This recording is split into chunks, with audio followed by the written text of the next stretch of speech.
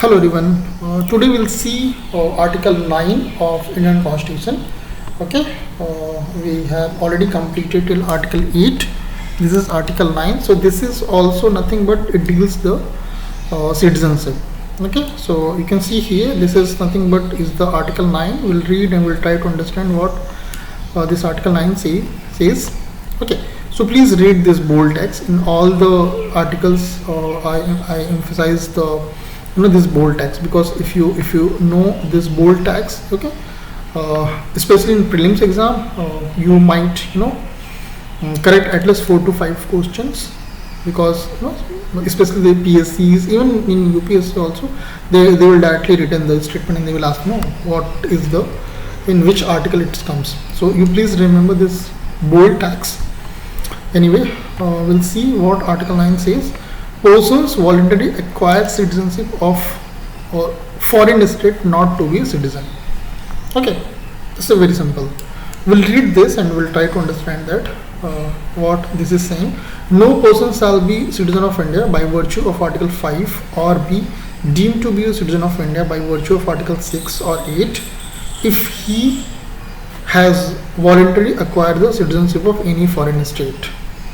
देखिए, हमारे इंडिया में जो है वो हमारा जो कॉन्स्टिट्यूशन बोलता है, it says single citizenship, it does not says और डुअल सिटीजनशिप. ओके, सो अगर कोई भी पर्सन किसी दूसरे कंट्री का सिटीजनशिप ले लेता है, ठीक है, जैसे मैं अगर यूएस चला जाऊं और मैं वहाँ का सिटीजनशिप ले लेता हूँ, तो जो मेरा इंडियन सिटीजनशिप है वो उसी समय ख़त्म हो जाएगा. Okay, we don't have dual citizenship, like US have dual citizenship. Like dual means उनका क्या, जैसे एक टेक्सास स्टेट है, उनके स्टेट्स हैं अलग अलग, टेक्सास है, न्यूयॉर्क है, न्यूयॉर्क स्टेट है, कैंसास है, नवादा, मीन दुनिया भर के उनके कैलिफोर्निया है, अलग अलग स्टेट्स हैं. तो जैसे मान लेते कोई बंदा कैलिफोर्निया में रह रहा है, ठीक है, तो he will be the citizen of California as well as he will be the citizen of US. Okay, US है. So that person has dual citizenship. ठीक है, अगर मान लेते हैं कि वो कैलिफोर्निया से टेक्सास में शिफ्ट हो रहा है, तो उसको सब कुछ अपना चेंज कराना पड़ेगा ना, अपना आधार कार्ड, पैन कार्ड और जो भी उसका ड्राइविंग लाइसेंस, सब कुछ उसको अपना चेंज कराना पड़ेगा. Okay, I don't know whether वहाँ पे आधार कार्ड या पैन कार्ड होता नहीं, वॉट एवर, मतलब उनको फिर टैक्सेस, क्योंकि उनकी इवन ऐसा भी है कि उनके हर स्टेट के अलग अलग कॉन्स्टिट्यूशन है. ओके, सो उस कॉन्स्टिट्यूशन के हिसाब से उस पर्सन को अपनी सारी चीज़ें चेंज करनी पड़ेगी. But in India we don't have this kind of thing.